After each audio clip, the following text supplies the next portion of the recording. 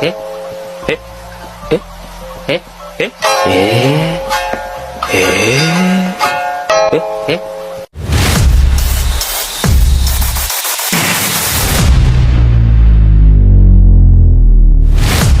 Just one touch, just one touch, I can feel my body giving it.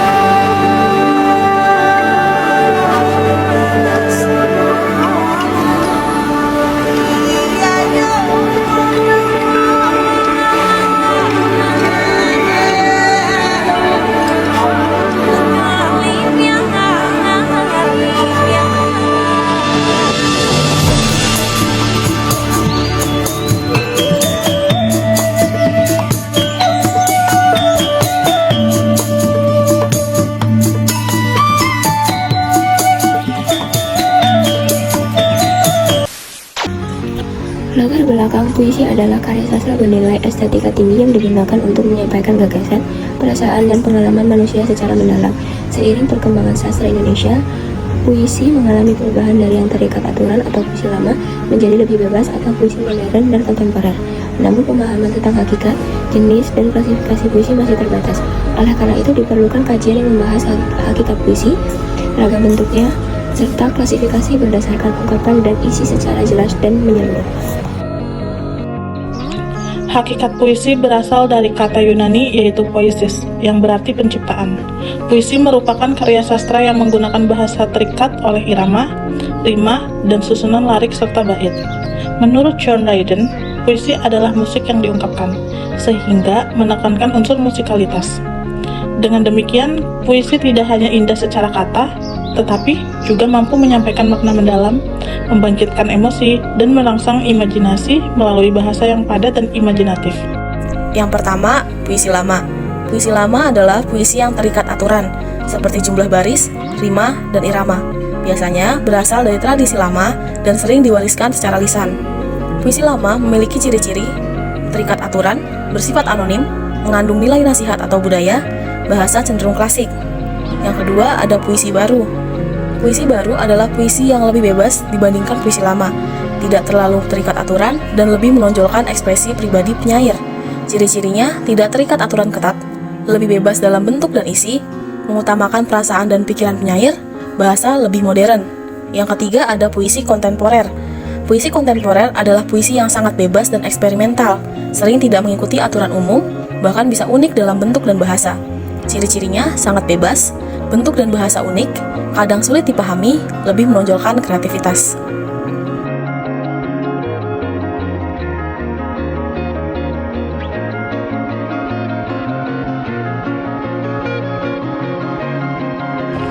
Klasifikasi puisi berdasarkan ungkapan. Klasifikasi puisi berdasarkan ungkapan merujuk pada bagaimana penyair memilih untuk menyampaikan gagasan, perasaan, atau ceritanya kepada pembaca. Beberapa jenis utama dalam klasifikasi ini adalah 1. Puisi naratif. Jenis puisi ini berfungsi untuk menyampaikan suatu cerita atau kisah, lengkap dengan alur, tokoh, dan latar. 2. Puisi lirik. Jenis puisi yang paling umum dan dikenal luas, berfokus pada pengungkapan gagasan, perasaan, atau pengalaman batin penyair secara langsung dan subjektif. 3. Puisi deskriptif. Bertujuan untuk mengemukakan pendapat, kesan, atau kritik penyair terhadap suatu keadaan, peristiwa, objek, atau fenomena tertentu. 4. Puisi kamar. Seringkali berisi perenungan filosofis, refleksi pribadi, atau ekspresi emosi yang mendalam dan personal. 5. Puisi auditorium. Seringkali memiliki ritme yang kuat, diksi yang jelas, dan struktur yang mendukung performa lisan yang teatrikal. 6. Puisi fisikal. Jenis puisi yang menekankan pada aspek-aspek fisik bahasa. 7. Puisi platonik. Puisi yang mengekspresikan cinta dalam bentuk yang ideal, spiritual, atau transenden, bukan cinta fisik atau sensual. 8. Puisi pamasian. Menekankan pada keindahan bentuk, objektivitas, dan kesempurnaan artistik. 9. Puisi metafisikal.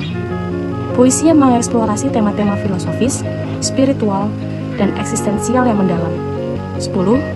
Puisi inspiratif. Puisi yang bertujuan untuk memberikan motivasi, semangat, harapan, atau pencerahan kepada pembacanya. 11.